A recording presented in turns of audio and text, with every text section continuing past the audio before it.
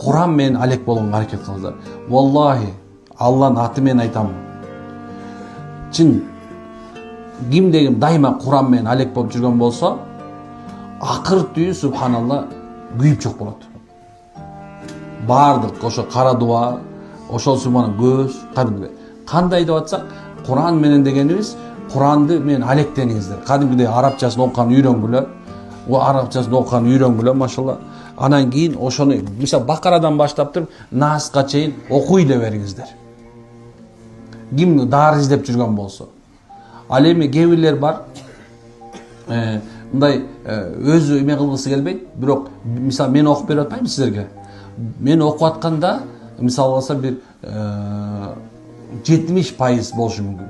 Кээ бирлерге 80% болушу мүмкүн. Кээ бирлерге 90% болушу мүмкүн, бирок эч качан 100% болбойт. Сен качан өзүң кошулгандан 100% болот.